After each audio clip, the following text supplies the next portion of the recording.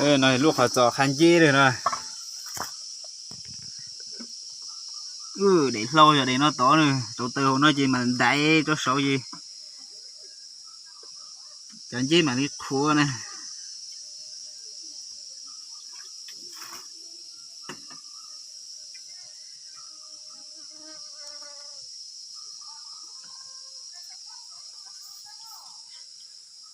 Lúc họ cho này nó này.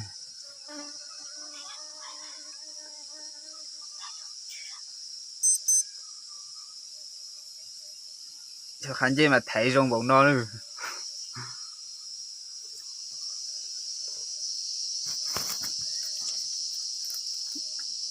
Chẳng dê sao hồn nó đến tối nó thấy mà.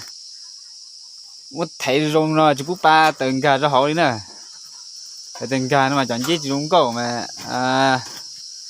chỉ tông cái gì thế nó mà tông có thấy rong nó là nên mà chưa chốt bắt đầu là từng cả cho họ lo đi. Thấy giống như nó thế rồi, còn gì mà như một cưng cầu đi,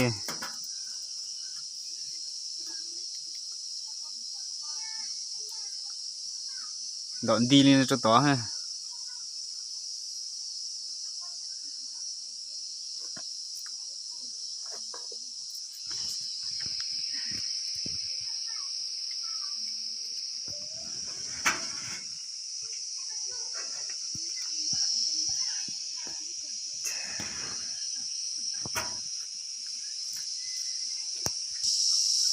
Nước khó nói rồi,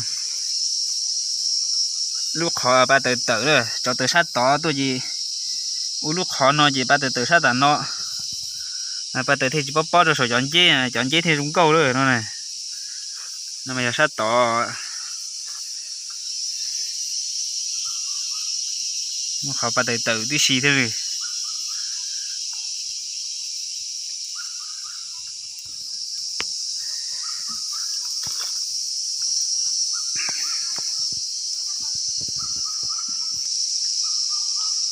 Giờ chịu gì vậy tí cho vẫn đâu đợi thì nó này lúc thì là vẫn đâu xí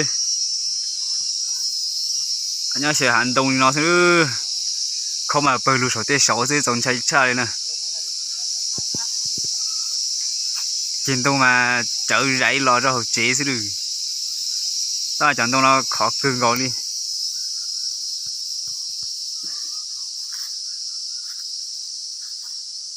khi hành trình xí được cho chân gì nó nè chứ cho hành động lầu cứ lầu đi lầu thế này.